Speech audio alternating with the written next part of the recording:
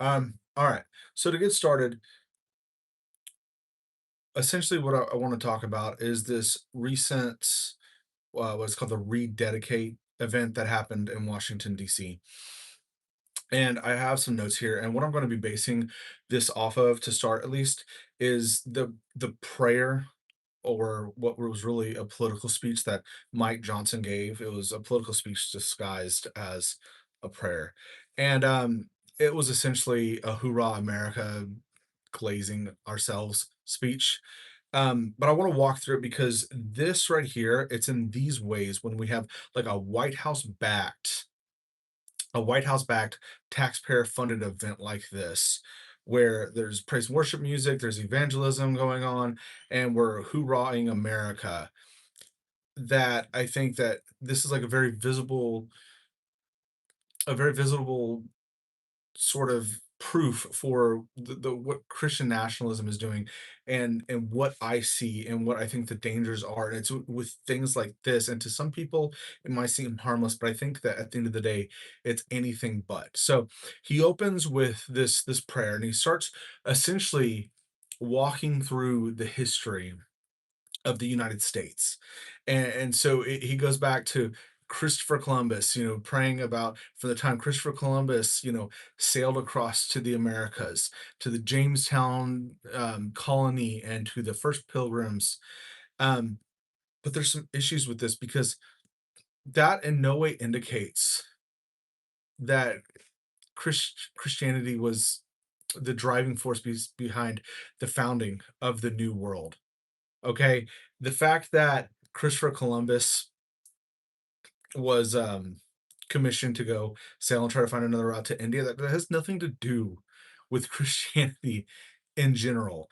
And Christopher Columbus was, I mean, he may have like been a Christian, quote unquote, but Christopher Columbus was, he was cruel to the natives. There was one specific tribe that they needed food, and so he knew some upcoming astronomical events that would be happening, and so he basically said, "My God um, is more powerful than your gods," and so this sign will happen. And then he was able to take all their food, and this tribe most likely starved. Okay, so this is in no way proving anything about like the myth of the Christian foundation of America. Okay, to like reference Christopher Columbus, that is absolutely nothing. And then Mike Johnson goes on to talk about the Jamestown colony, and then the early pilgrims, and were many of these people like Christian? Like, yeah, the majority of them were Christian, but the majority of everyone was Christian at the time. And the fact that, the Jamestown colony ended like it did, most likely with the death of everyone and possible cannibalism. I mean, I don't get that how that has anything to do with establishing a Christian nation. And for the pilgrims, many of them were escaping Christian persecution. So I don't understand how them trying to go escape Christian persecution now, 250 years later, in any way sets up or justifies this sort of Christian nationalist framework that we're supposed to be working from this sort of evangelical Christian nationalist framework. I don't know, it just doesn't make sense. Like to start there, like what are you even talking about? And then he goes on and talks about how the founding fathers turned to God in steadfast prayer. And that's just like not entirely true. The founding fathers were not all Christian. Okay. Many of the founding fathers were deists, and many of the founding fathers were Christian only in name. Many of them weren't devout men. Like Thomas Jefferson, he cut out large portions of the scripture, and he kept like the moral teachings of Christ. But Thomas Jefferson was by no means a Christian in any sense that like most modern Christians would view that title. Like that he just wasn't. And this is the chief writer of the Declaration of Independence, right? And the same is true of Benjamin Franklin, and then Thomas Paine was, for all intents and purposes, like possibly an atheist. If there wasn't really the same terminology at the time and the same understanding of these things, but he was very skeptical of religion. And so just to say that, like the founding fathers, and like such a sweeping statement, turn to God in steadfast prayer. Many were deists. They didn't even believe in a theist God, one that was actively involved with humanity still. Many of them believed that, yeah, sure, God had created the universe and everything, but then he, does it. He kind of took a step back, and He's not answering prayers, and he's not actively involved in the world or anything like that. And so to take that more nuanced reality of what the founders believed and what they didn't believe, and to just try to make this blanket statement and say, well, actually, they all turn to God in steadfast prayer. That's just not like historically factual. It's not historically true. And it's frustrating to see this like announced as if it is. And then he gets to this part where he talks about how the US of A, is the freest, most benevolent nation in the history of the world. And I just had to stop myself from laughing because this goes into the myth. Okay. This goes into the Christian national myth that the Christian nationalist myth that America is somehow special and favored by God.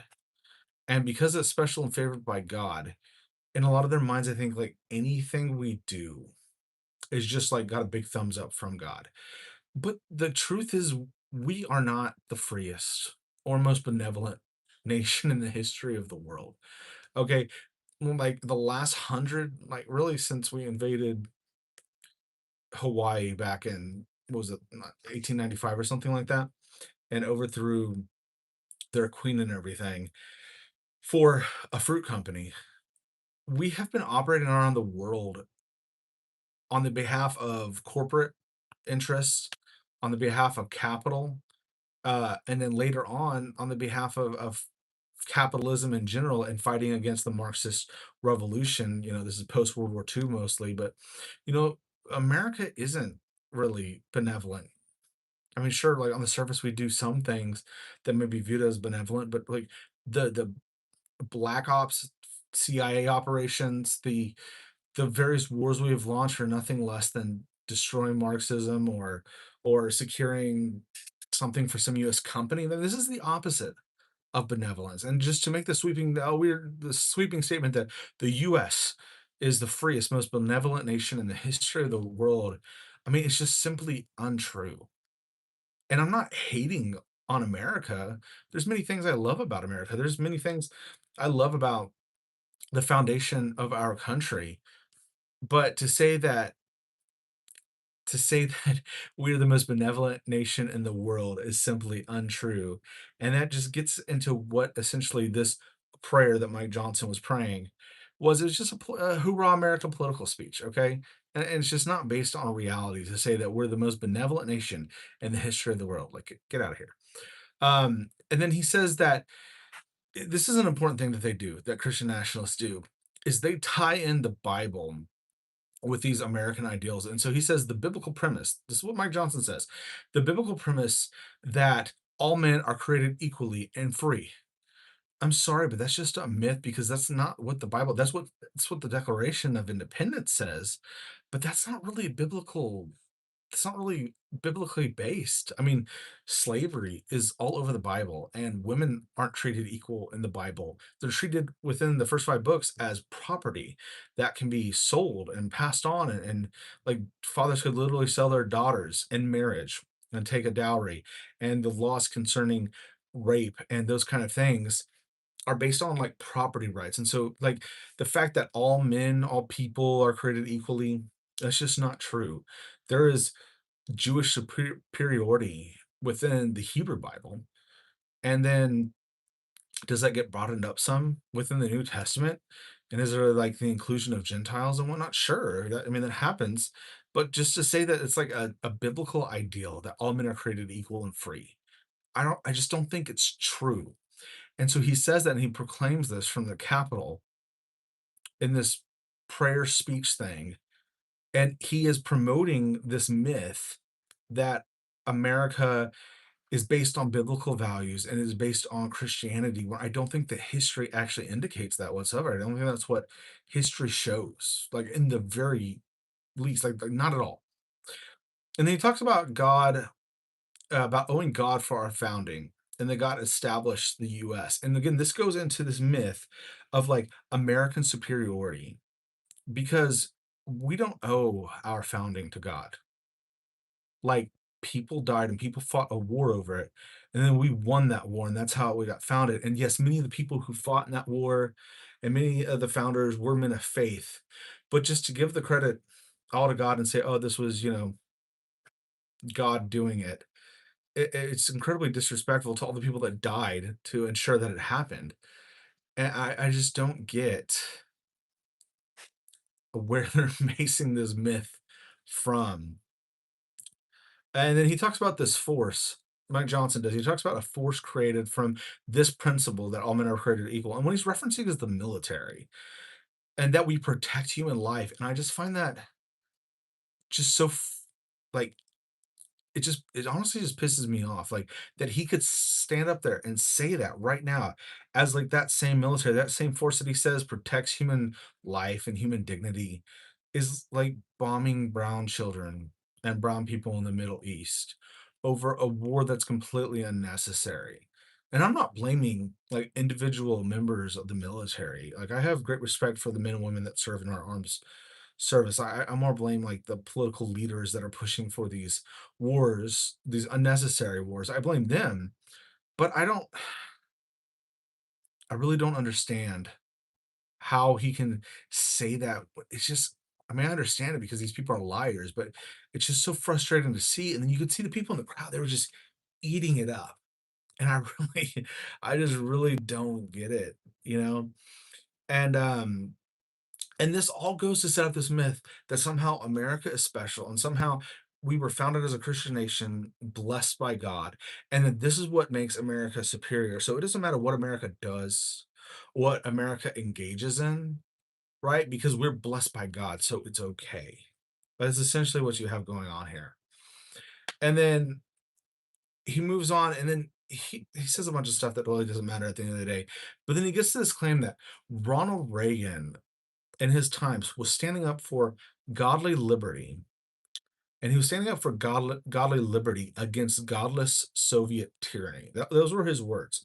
And what this essentially does, and it positions within the minds of the people listening and the people that already agree with him, it positions Ronald Reagan, who really kind of ended the New Deal era that had materially changed and bettered many people's lives. It ended that era and got us into the era that I would say we're still in, which is the neoliberal era. And he positions that as the godly position. So, materially changing people's lives through New Deal programs where the government actually serves the people and where wealth is taxed and corporations are taxed in order to, fund these programs, right? That's not Christian, right? What's Christian is this neoliberal, anti-Soviet model. That's what's Christian. So that's what he's positioning is that almost like neoliberalism or Reaganism, it's interchangeable with like biblical Christianity or with Christian values. And I just don't think that could be further from the truth. Like Jesus was not neoliberal. And the fact that you would say that like this is just like a purely Christian ideal is honestly just laughable. And of course he positions it against godless Soviet tyranny. Like of course he's going to position it in that way. Like why wouldn't he, right? Even if it's not true, like, especially if it's not true, because this is a myth and needs to be perpetrated. Um, and so this positions capitalism and neoliberalism as somehow biblical or Christian in nature, and I just don't think the evidence bears that out whatsoever. And then this is the important part where Mike Johnson makes the claim that in recent years, sinister ideologies have surfaced attacking the moral basis of America. This is what he says. And this is important because within any nationalist movement or any far right movement, they need an enemy to coalesce around and to blame for the ills of society and for the things that they don't like. And so he doesn't name anyone. He just says sinister ideologies. That's the term he uses. But he allows the people listening to fill in the blanks of who those people are he's talking about and what those sinister ideologies are that he's speaking of. And that's important because the crowd that's going to go to a Trump White House funded Christian nationalist rededication 250 ceremony and event, the kind of people that are going to go to that are going to fill in left-leaning people, like, that's the sinister ideology, is anything less than MAGA.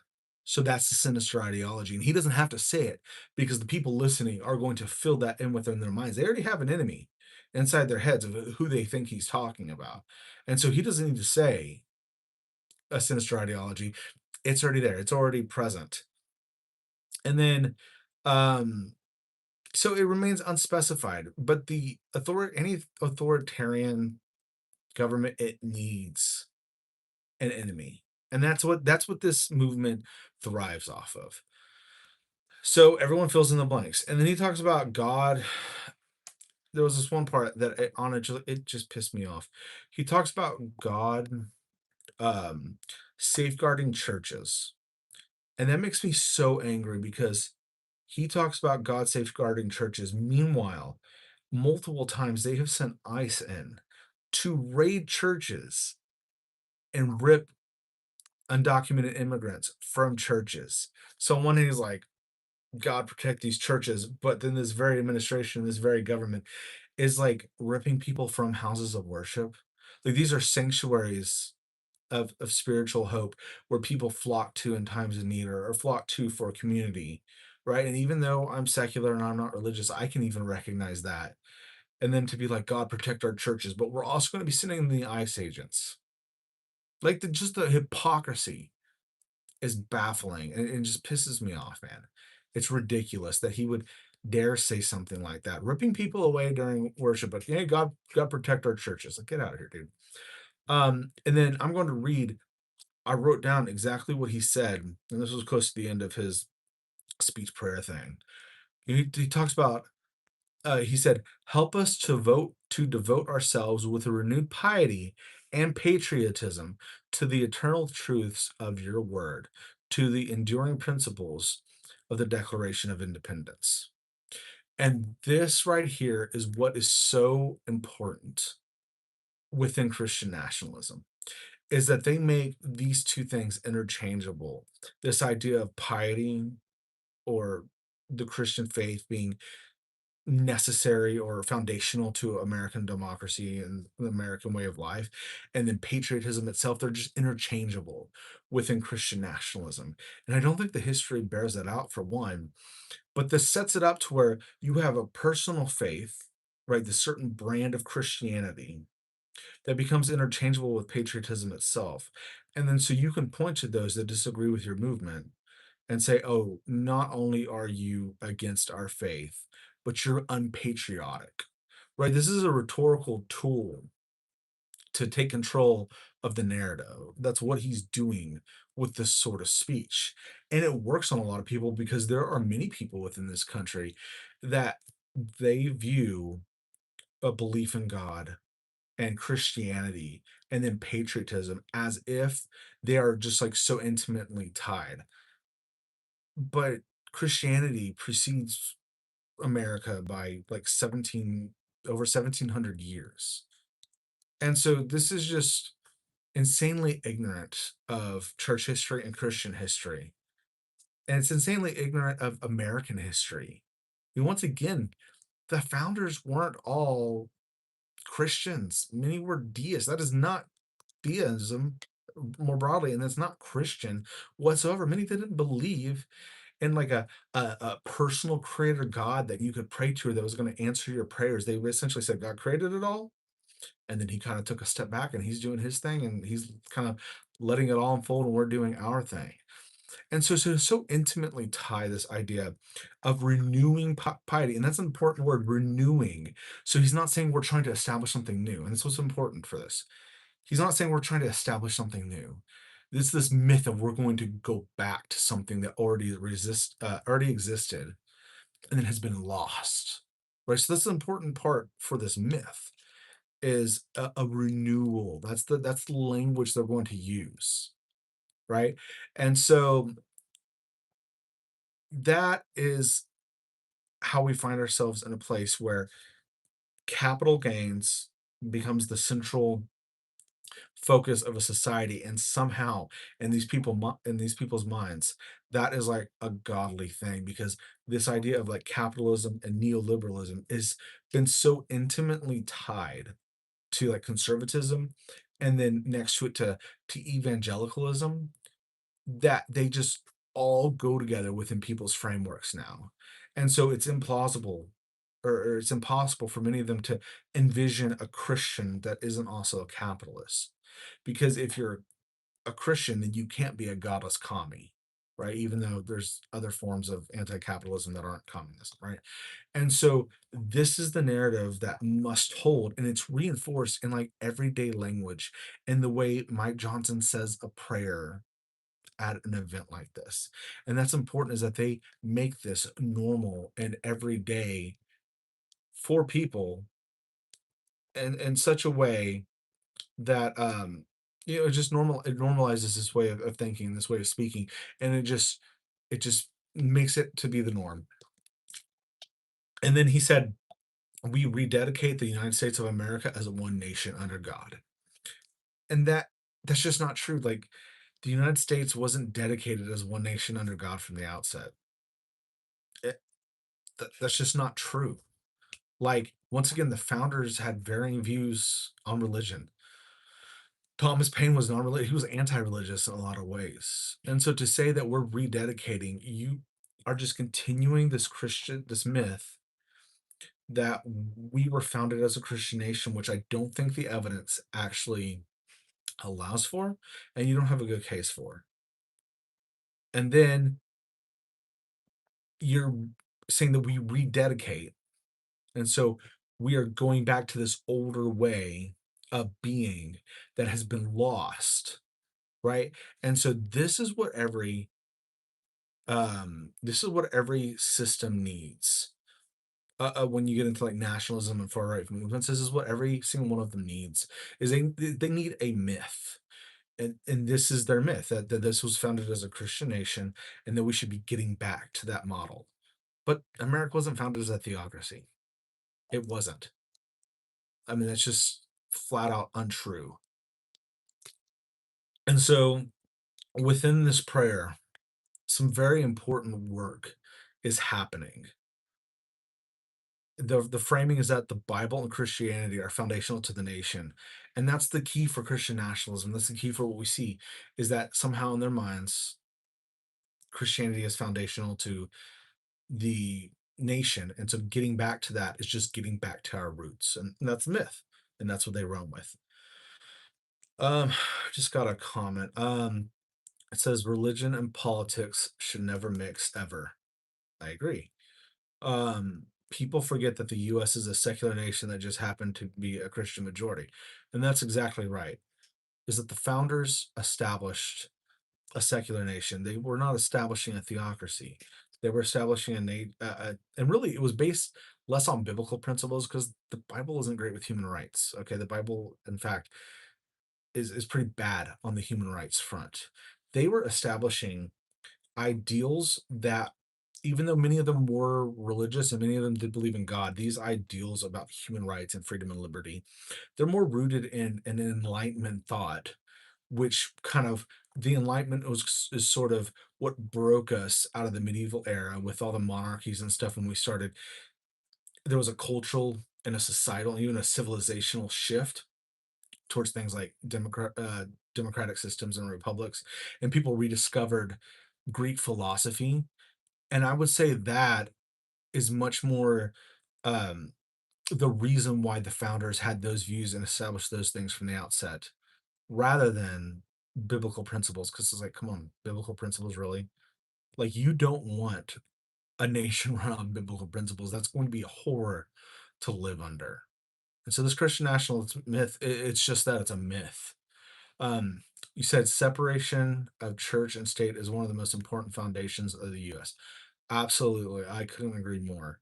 Separation of the church and state, it's not that, it's not only to protect religion, because it is. I think the separation of church and state is to protect people's personal faith, so that the government at large, or the state, won't ever impede on people's rights to worship. And listen, I'm pro religious freedom. I even though I'm secular and I think religion causes a lot of harm, I don't ever want to take away people's faith, or use the state to impede people's personal faith. Like, I'm very much against that.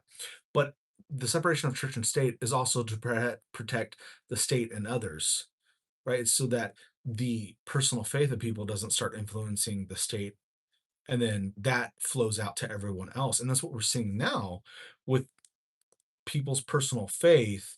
influencing political decisions. And then this doesn't just like it's not just policy for the US specifically. This includes like geopolitics. And so you have people's personal views on like biblical prophecy fueling conflict in the Middle East and things like that.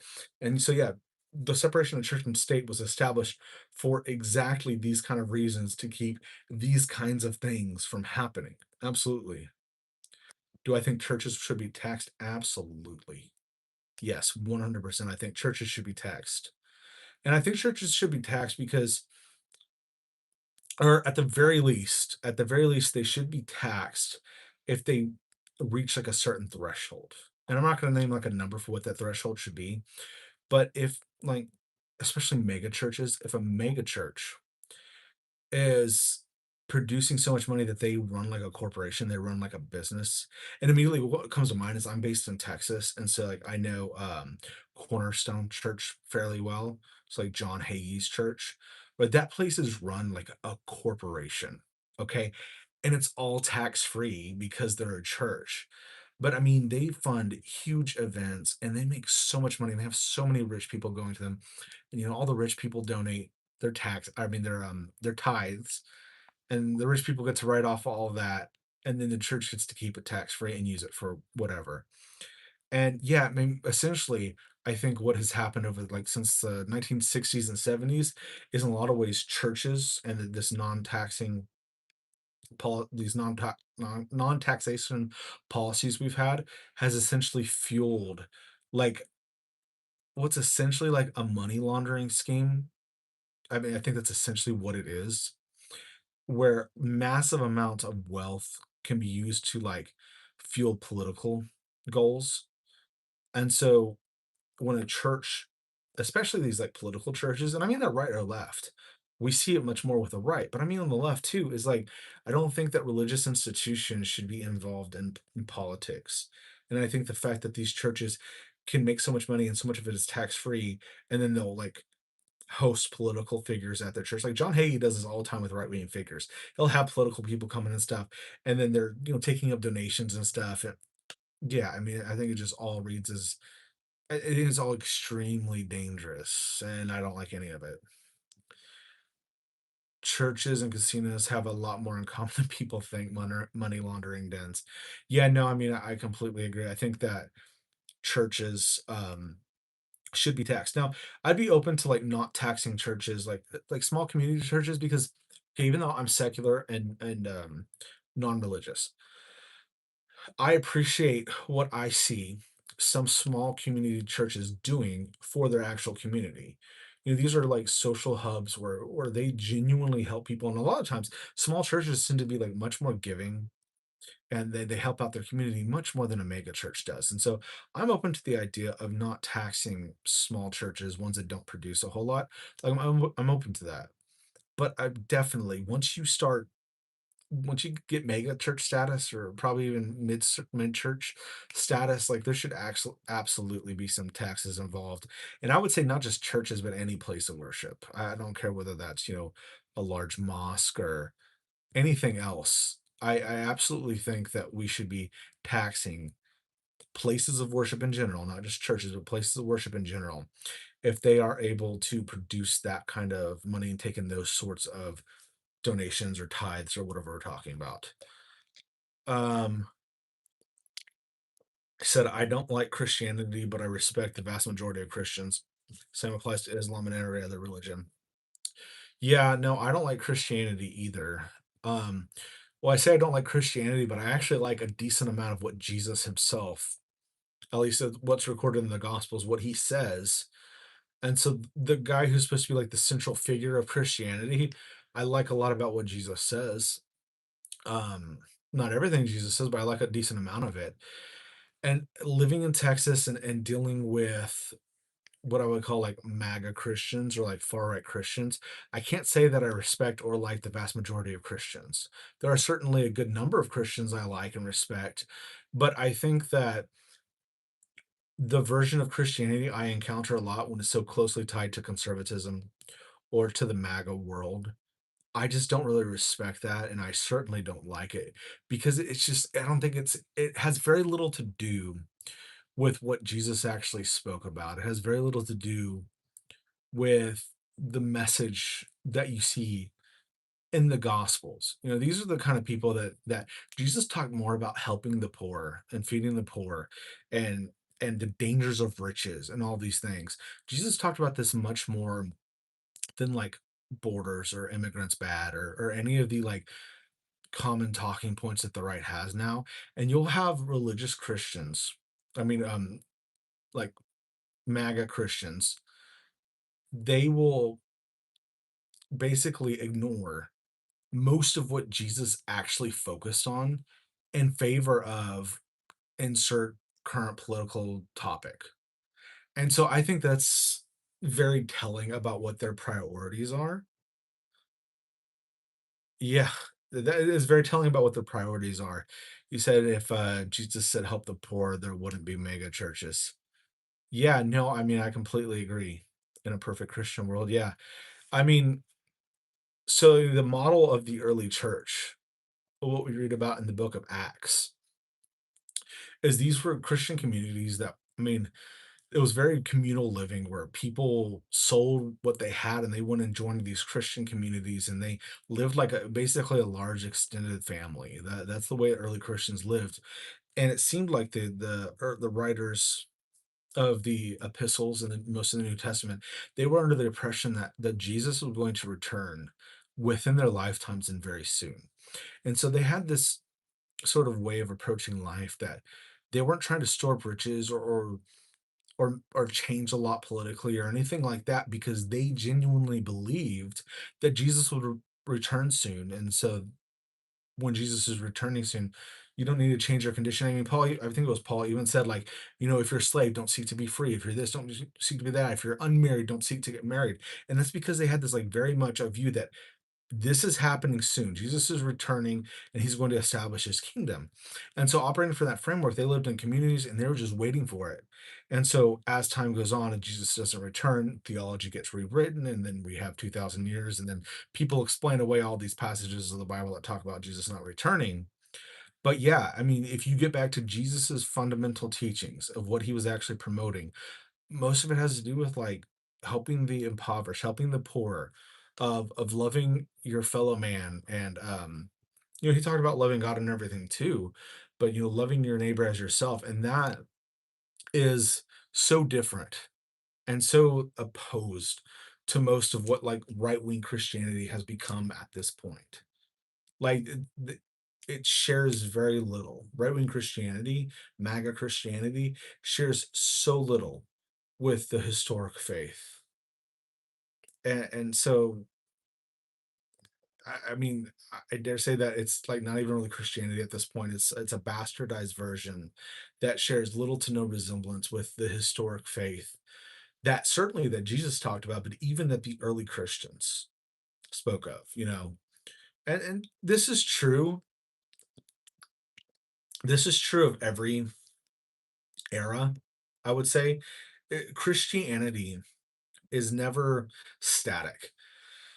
From the time Constantine brought it together, made it the state religion of the Roman Empire throughout the medieval period into early modernity, and then now, Christianity has changed culturally, and we've highlighted different theological positions and different doctrines.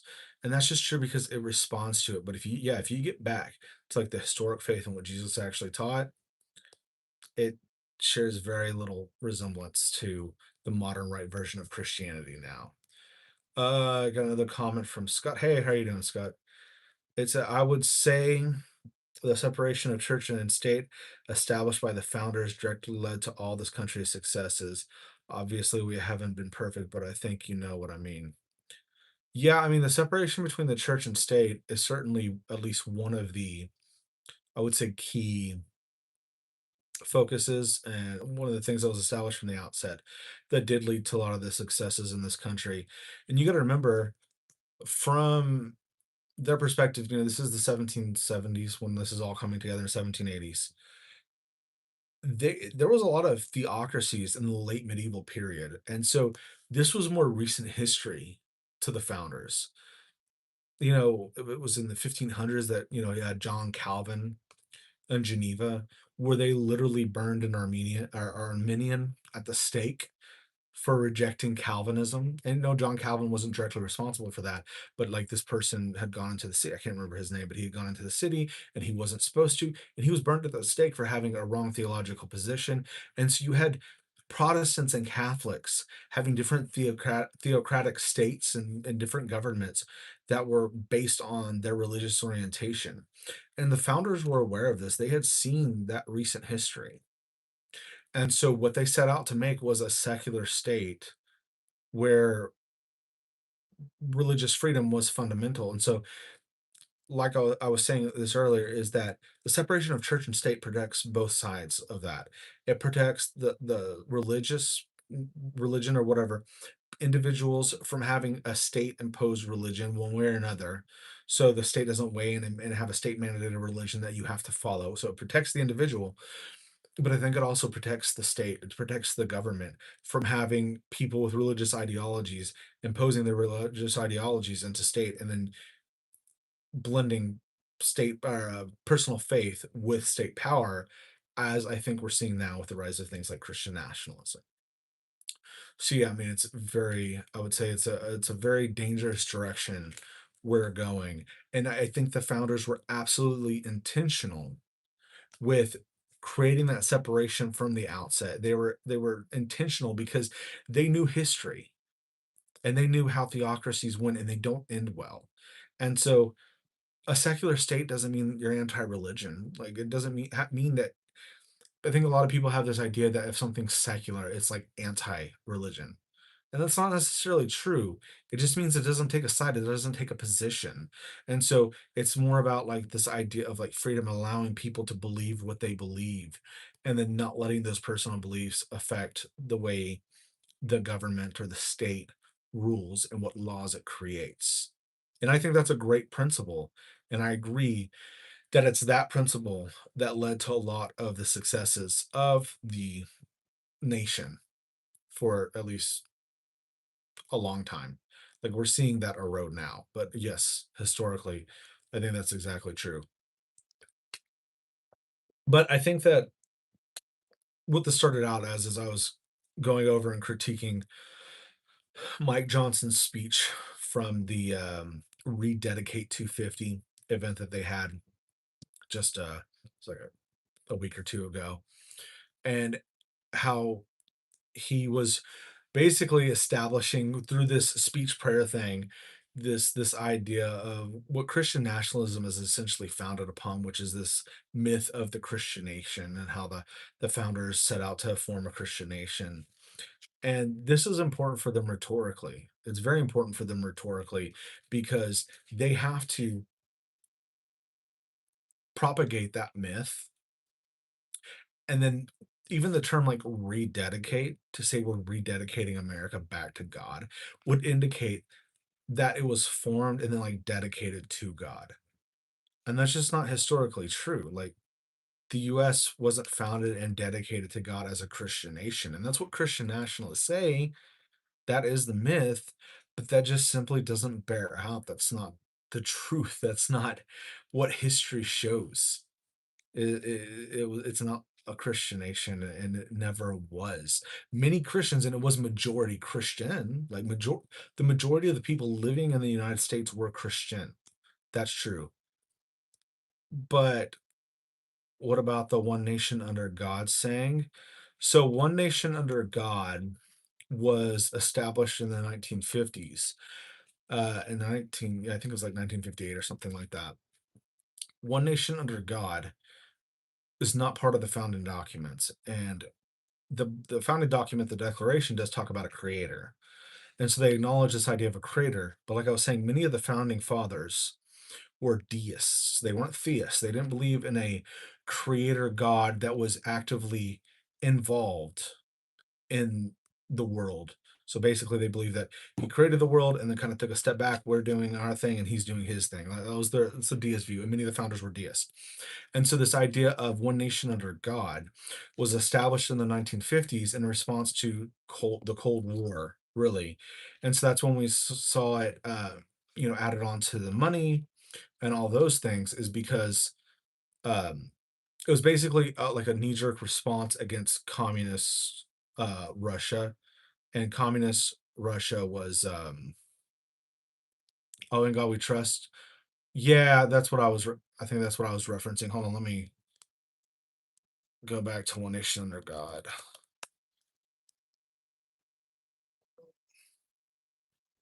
I'm fact checking myself to make sure I'm not talking out of my ass. Um,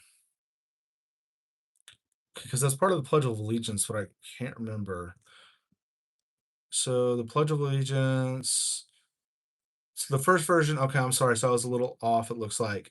So the Pledge of Allegiance, where it talks about one nation under God, is from 1885 originally, and then in 1892 it got revised, and then the "In God We Trust" is what I was referencing from the "In God We Trust" is what I was referencing from the 1950s. Okay, so it looks like it was like the 1870s and 1890s where we got the Pledge of Allegiance that was talking about the one nation under God. And then you're right, the "In God We Trust" is what I was referencing. So my bad on that. I was off on a little bit of that. But regardless, I don't think that any of it was in the founding documents. And so that's not really what the founders were intending or what they're starting out from. They were forming a secular state, is really the point. And so what I think the danger is with Christian nationalism is it propagates this myth, and then it gives the state license, and it gives the state the surety of religion, which can be a very dangerous thing. And so people that resist the state within a Christian nationalist framework aren't just resisting the state itself, they're resisting the state that was founded upon Christian ideals, is blessed by God. And this is part of this like American supremacy idea, that America was blessed and then founded upon Christian ideals, and so it's blessed by God. And so to resist America or to be against America is almost the same thing as being against God.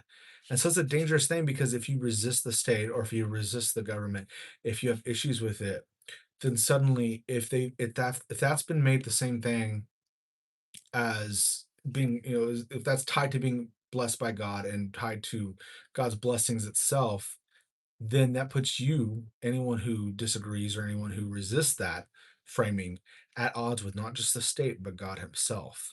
And then historically, God is used to justify all kinds of atrocities. Within the Old Testament, because God commanded it, the Israelites could go in and slaughter people, and it was right and holy in their minds. Right? This was the post hoc justification for those sort of things. And so good people can convince themselves heinous and vile things are right and just if they believe God commanded them to do it. And that's really what the danger of Christian nationalism is at the end of the day, is we're not appealing to some like higher ideals of, liberty and freedom and like this enlightenment thought of, human dignity and stuff. We're appealing to God, and then a specific interpretation of the biblical God and a specific interpretation of Christianity more broadly. And I think that's where the danger comes in. I think that's what's dangerous. And so I'm not against people of faith being in government. That's not what this is about. It's not about me, or I don't think anyone should have a problem with that. The issue is when people's personal faith, which they should have the right to hold and believe whatever they want, when that begins to influence public policy and whenever questioning those decisions becomes anathema. Whenever you're not allowed to question. And if you are questioning, then that just means that like you're questioning God, you're questioning this myth of the Christian nation. I think that's where the true danger lies. And so I fear what this sort of justification and basis can potentially lead to. I fear where this is headed and where this is going, because I think that most authoritarian, not all, because I mean, you had like atheist communist Russia, which was secular, a secular state that committed atrocities. But many of the atrocities throughout history, by states or otherwise, have been committed and then justified through God. And so I fear that for America today. I fear where this is going, where, we can do things like bomb Iran and kill a bunch of schoolgirls. And in a lot of people's minds, and now not everyone believes this, but in a lot of people's minds, that's okay. And it's okay because we're doing it on behalf of Israel. And then that gets into like Christian Zionism and everything. But it's okay because we're a Christian nation and almost anything we do is right because we're blessed by God. And it's an unfalsifiable claim. If everything we do is justified, then we can't be questioned. And I believe that power should always be questioned. We should always question those in power. We should always question institutions. We should always question ourselves because nothing and no one is above corruption. Um, Nick said, if America shifts too far to the right, it will 100% use religion to justify mass atrocities and maybe has already started. Yeah, I think that's exactly right. I do think that if America, well, okay, I think America has shifted too far to the right. I think that America has absolutely already shifted too far to the right. And I think that we are already using religion to justify certain things. And I wouldn't maybe classify them as atrocities yet, but we're quickly heading in that direction. And as a, for instance, I'll use and I don't mean to speak ill of the dead, but this is something Charlie Kirk said. And I know he's passed on. And once again, I don't want to speak ill of the dead, but he said what he said. And he said that he would, if he was approached by like an undocumented immigrant, that he would happily turn them in if they came to him and begging for help or whatever, if ICE was after them. And I think that's a good indication of where a lot of people are at that claim to be Christian, is that they can in their minds somehow justify things like border control and then use a couple of like scriptures about the nation of Israel and its borders from the Old Testament ripped out of context to say that, hey, the Bible really cares about borders. And they'll say something like that and they'll construct an entire doctrine that Jesus didn't talk about, that Christianity really took no concern with and wasn't concerned with it. And this can become like one of their main things. And then they get to the place where it's like not about the things that Christ taught about, helping the poor and caring about people, all the things Christ talked about. And it's no longer about that thing. It's about enforcing certain political agendas. And then that becomes like the same thing within their minds as being a Christian. So like, of course, of course you're going to support the borders because that's the current political thing we do. And it doesn't matter what the Bible actually has to say about it. And so this is subserviating the Bible and biblical principles and even the teachings of Jesus to political ideology. And that's dangerous and that's scary. Not that the Bible, I don't think the Bible is all that great, but I'm just saying it's scary. Scott said, my sister literally believes that we were founded as a Christian nation. To be honest, she has become fanatical and very, very MAGA in the last couple of years. She has gone cuckoo for Cocoa Puffs, actually. Yeah, that is the most common sort of myth that I hear. Like that is the central myth, really. That's what it boils down to, is this ideology that we were founded as a Christian nation. That's the belief, that's the myth. And they're gonna stick to that no matter what, despite what the evidence may say. And I have family that I mean, I have a lot of family that's like kind of like apolitical and they just voted for Trump because they didn't want the Democrats to get in, is kind of how a lot of my family is. But I know plenty of people like that, that they will kind of propagate this myth and they believe it wholeheartedly. And when enough people are telling you that and you already kind of believe it, you just take it as a given. And so I mean is like when we have the Speaker of the House, so the leader of Congress. So this is the leader of the legislative branch of government. Mike Johnson gets on stage and then says like this 10-minute prayer that's really a political speech, a hoorah America, and then he reinforces all these sort of Christian nationalist points about the Christian nation and about this and about that and the other. that reinforces in a lot of these people's minds what they already believe. And so it's like this self-fulfilling prophecy where they keep becoming they become more and more grounded, more and more convinced of their positions, not because it's based on like what the Bible actually says or what Jesus actually taught, but because they hear people that they trust saying it and propagating it. And hey, if this person that I trust, I mean, he's the Speaker of the House. Surely he knows what he's talking about. And he's also a Christian. And so if he says we're founded as a Christian nation and he's like an important government figure and he's a Christian that knows his Bible, then surely that's true. And for some people, they're good with that. They can run with that. And so sadly, we get people that propagate the myth that America was founded as a Christian nation and they go kind of cuckoo for Cocoa Puffs. I mean, that's sadly where we're at. Miss Amby Bambi says, I believe we should have borders, but we need more people working at the borders, interviewing people, letting the good ones in borders. It just takes them years, so that's when I believe a lot of people come illegally. Oh, so that's why you believe a lot of people come illegally. Yeah, concerning the borders, I'm I'm not I'm not saying that we should have completely open borders. I don't think that's really tenable. Like a nation state has to have some sort of border control. But I think that the number that we allow through every year is too low. I think that we should have more immigration. I think we should make the process easier. But this is not a new problem. This issue where it's typically the right, or and not always the Republican Party itself, but just like this is more of a right leaning concept that kind of pops up. Every generation has its versions of it.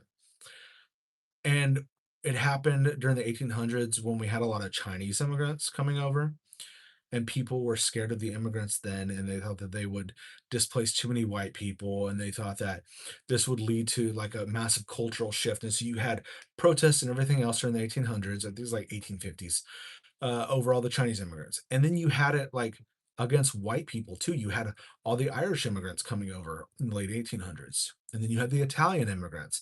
And once again, there was all this backlash against these different immigrants. And so, like, in the modern sense, it's about like Mexico mostly. And it's about people coming from the Mexican border. And we have too many, right? That's the modern, version that we're dealing with now.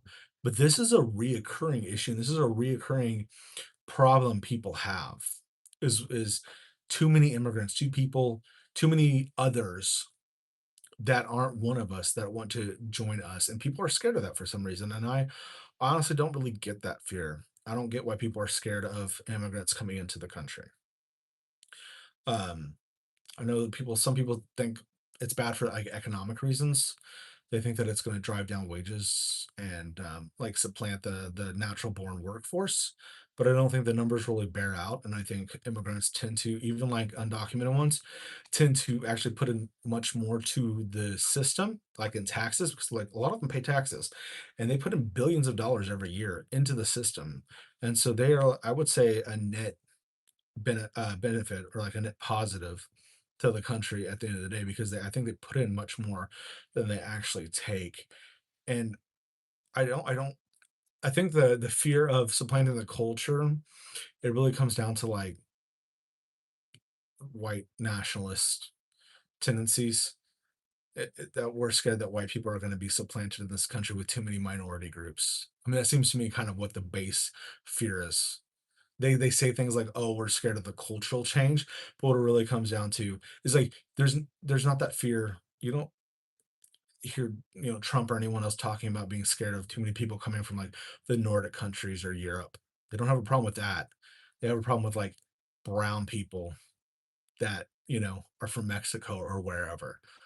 And so I just think that like it's actually pretty racist at the end of the day. Um I think Nick said, I think the majority of MAGA in the beginning truly meant well and just wanted to see change from career politicians to something new and novel like Trump. I think Trump meant well too in the beginning, but like you said, nobody is immune to corruption. So I don't know if MAGA meant well in the beginning because like MAGA has never been like one cohesive thing. Like MAGA has shifted and changed what that even means, make America great again. That's just like a catchphrase. That's a slogan. And Trump has even said it himself, MAGA is what I say it is.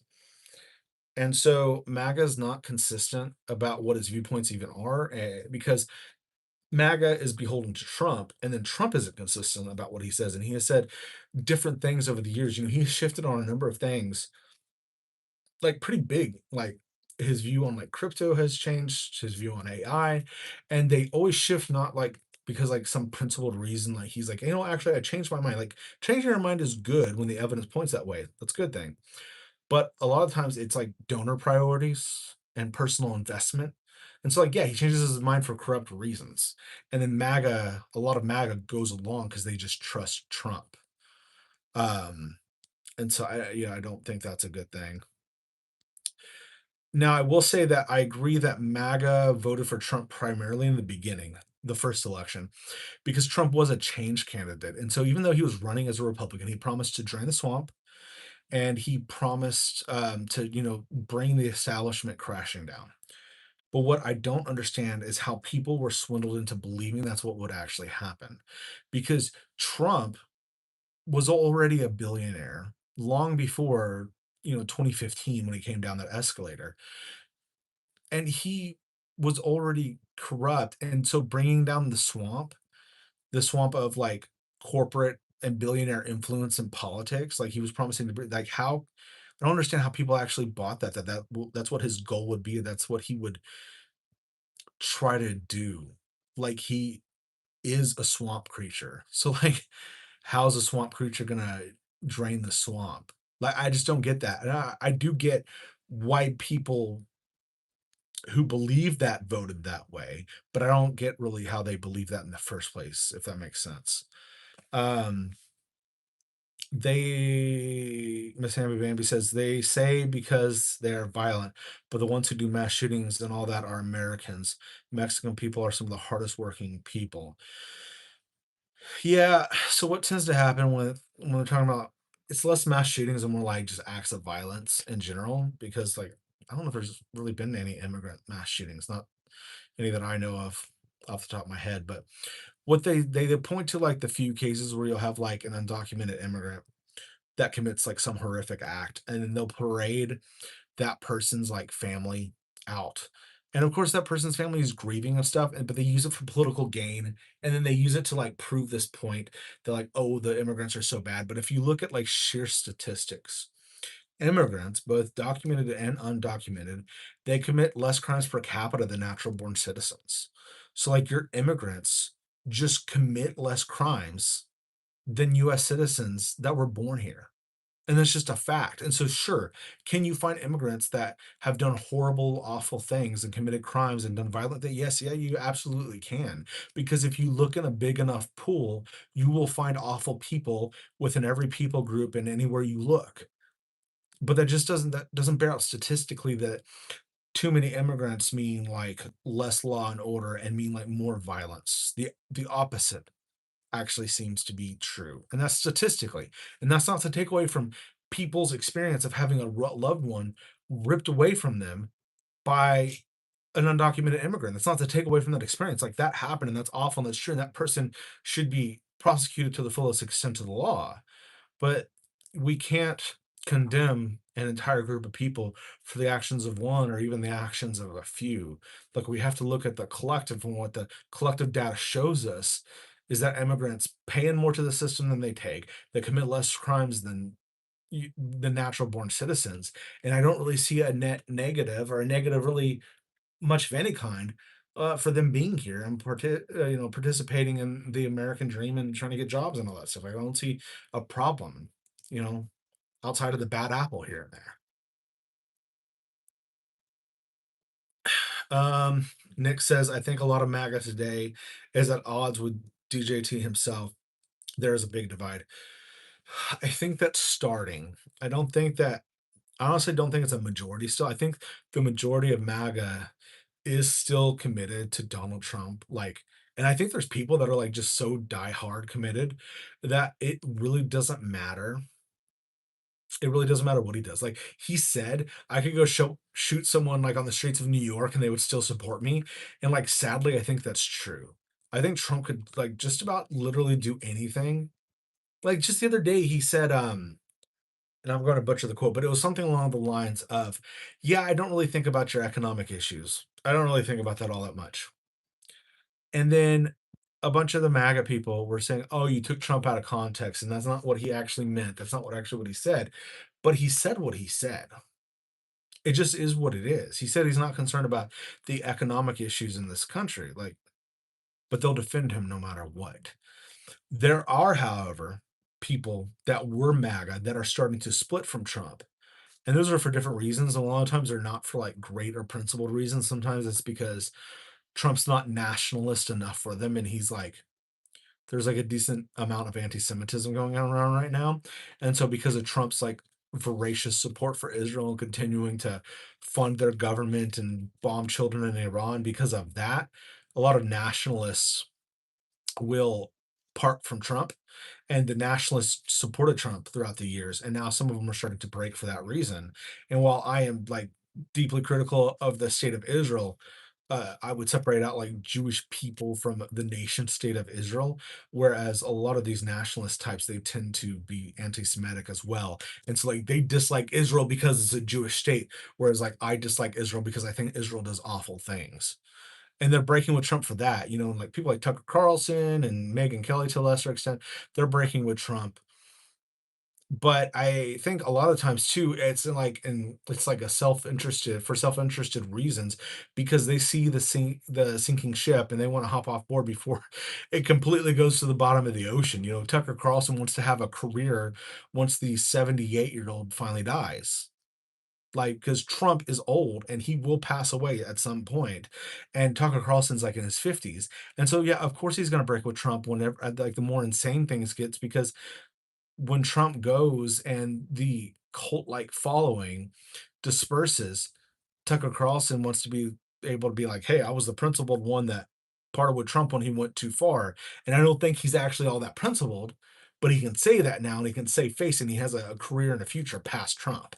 And so I think that's a lot of what's going on with the people splitting from MAGA now. And I don't think a lot of it's principled at all. I think a lot of it is like about saving their asses.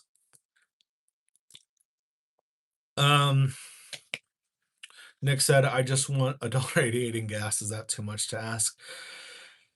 I wish it wasn't too much to ask. I miss a dollar 88 in gas. I have a little Honda CRV that I drive most of the time and cost me like 54 bucks to fill up the other day. So that sucks.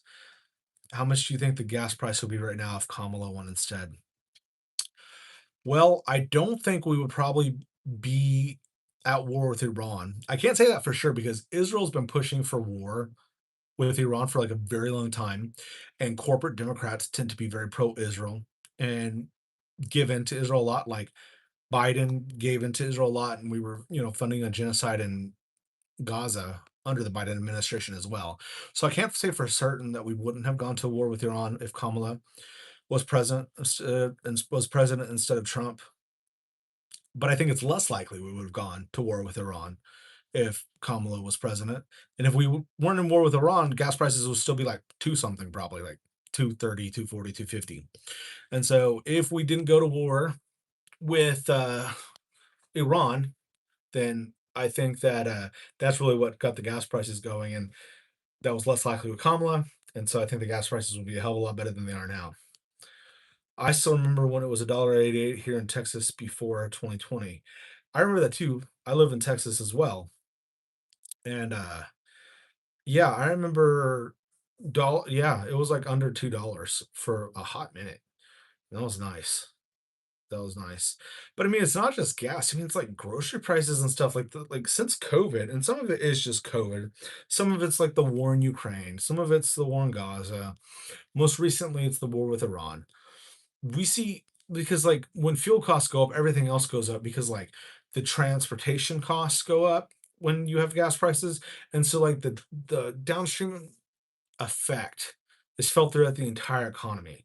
So it's not just that we're having to pay extra at the gas pumps, it's that the people, you know, the big trucks and everything shipping the food to the various grocery stores are charging more for the shipping now, which means the grocery stores are raising their price. And so it's like this wave throughout the entire economy when the gas prices go up like they are now, everything gets more expensive. So yeah, you're paying more at the fuel pump, but you're also paying more for that, you know, the beef or the eggs or the whatever at the grocery store. And it's not over yet. It's going to keep going up because the gas prices, they came down a little bit and they're back up again. And as long as this war goes on, as long as the Strait of Hormuz is closed, and we are, as long as we're experiencing gas prices to this height, everything else will continue to go up, and it won't get better. It won't get better until we're not fighting a completely unnecessary war. I don't think. But anyway, it's getting late. I'm going to start to close it up. To bring it back to what the stream was supposed to be about, is this intersection of faith and political power and the danger when these things converge. Um, and the danger is when we have the assuredness of religion and the fact that you can't argue with a lot of religious people because they're so convinced when they think that God has told them something or when God's commanded them to do something. When you have like that blended with political power, as we see now with figures like Mike Johnson, who gave that speech, prayer, but speech, when you have figures like JD Vance, when you have figures like Mike Huckabee and what's the Secretary of War? I'm blanking right now. Pete Hegseth. When you have these figures that they let their personal faith dictate the policy decisions they make and like what wars they go to fight, I think that's a dangerous place to be. And I don't think, yeah, Hegseth. I think it's a dangerous place to be. And I don't think it'll go anywhere good. And I fear for, as Nick said earlier, the fact that I think atrocities could certainly take place at some point in the future, and maybe not too far in the future, and it would be justified through religious certainty. So, political power, state led atrocities justified through religious certainty. And that is a disastrous outcome that I hope we don't have to face. I hope that doesn't happen, but I fear we will. Let me answer these last couple questions real quick. Um, Nick says, I agree. This is why I focus a lot on the gas prices because it has a direct correlation to almost everything we spend money on. Yeah, absolutely. Like I said, fuel costs that flows to every part of the economy. And so it kind of screws you multiple times over. Scott said, what do you think of Paula White? She is the White House faith advisor. I think you talk about cuckoo for Cocoa Puffs. I think Paula White is cuckoo for Cocoa Puffs. Um, she is part of that broader, so not only is she like evangelical fundamentalist type, but she's something more specific, and I think just as dangerous, if not more dangerous than that, because she's also like the prosperity gospel type. And so they believe in like it's like that kind of name it and claim it, that if you speak things into existence that they can come to be. And so that's why when she's praying over Trump, she says things like we speak life over you, because like this is a whole theology, this is a whole theological framework and a whole theological position that they believe they can speak things into reality through prayer and through action, and through like fasting and stuff. And she thinks that like material blessings, or she would put them as like material wealth and things like this, is like a blessing from God and an indicator that you're blessed by God. And yeah, I think she's crazy, and I think that she's dangerous, and I think that she has convinced a lot of Christians that Donald Trump and this administration is somehow Christian, when I think it's anything but. And when I say Christian, I mean like historically following what Jesus actually taught in the Gospels. I think this administration is anything. It is like the antithesis of Christian. Nick said, can you imagine if America became too far right? It would start to use advanced military capabilities to create believable mass hysteria, like projecting a rapture in the sky or maybe UFO stuff. I mean, yeah, I mean, honestly, the sky's the limit as far as where this could go. Like, honestly, this could go some really, really insane directions. I don't know if it would be that wild. I fear more like authoritarian crackdowns and like something like re-education camps, and like if you have the wrong belief system or the wrong political ideology, you could be targeted or potentially imprisoned. I fear more like those kind of things. But I mean, I guess even like more kind of out there scenarios are possible. I don't know how likely they are, but I think they're possible. That would be absolutely wild though if we were to use advanced military capabilities to create mass hysteria. And if that happened, I think a lot of Christians would absolutely believe it hook, line, and sinker. I think that it would fool a lot of people because they're preconditioned to believe all kinds of crazy conspiracy stuff anyway, because that's kind of what fundamentalism, I think, does to a lot of their brains. This fundamentalism makes you willing to believe some pretty insane stuff from the outset. And so something like some crazy UFO stuff or like mass hysteria, they would buy it. Scott said, they would believe they would absolutely buy it. There'd be like the majority of the evangelical right will be 100% on board with it, being like, yeah, it's happening.